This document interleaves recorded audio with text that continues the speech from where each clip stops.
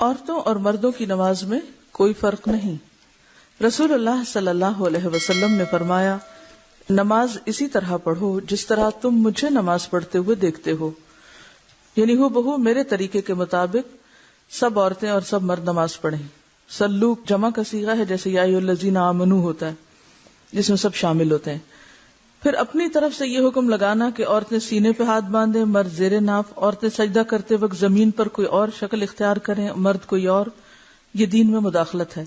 یاد رکھیں کہ تکبیر تحریمہ سے شروع کر کے السلام علیکم ورحمۃ اللہ کہنے تک عورتوں اور مردوں کے لیے ایک ہی شکل اور ایک ہی ہیئت ہے نماز کی۔ سب کا قیام، رکوع، قومہ، سجدہ، جلسہ استراحت، قعدہ اور ہر مقام پر پڑھنے کی دعائیں یکساں ہیں۔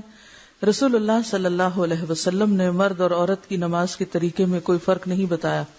اگر کچھ روایات ہیں بھی تو وہ ضعیف ہیں، یا زیادہ تر آپ کو ائمہ کے اقوال ملیں گے۔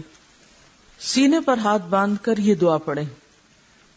حضرت ابو ہریرہ رضی اللہ عنہ روایت کرتے ہیں کہ رسول اللہ صلی اللہ علیہ وسلم تکبیر اولی اور قرات کے درمیان کچھ دیر چپ رہتے، اللہ اکبر اور سورۃ فاتحہ کے درمیان کچھ دیر چپ رہتے۔ بس میں نے کہا، میرے ماں باپ آپ پر قربان، اے اللہ کے رسول صلی اللہ علیہ وسلم، آپ تکبیر اور قرات کے درمیان خاموش رہ کر کیا پڑھتے ہیں؟ آپ نے فرمایا، میں یہ پڑھتا ہوں، اللہم باعد بینی و بین خطایای کما بعدت بین المشرق والمغرب، اللہم نقنی من الخطایا کما ینقی الثوب الابیض من الدنس، اللہم اغسل خطایای بالماء والثلج والبرد۔ یا اللہ میرے اور میرے گناہوں کے درمیان دوری ڈال دے جیسے تو نے مشرق اور مغرب کے درمیان دوری رکھی ہے۔ اے اللہ مجھے گناہوں سے اس طرح پاک کر جیسا کہ سفید کپڑا میل سے پاک کیا جاتا ہے۔ اے اللہ میرے گناہ اپنی بخشش کے پانی، برف اور اولوں سے دھو ڈال۔ اصل میں پانی کے بعد برف اور اولوں کا ذکر جو ہے یہ طہارت میں مبالغہ بھی ہے۔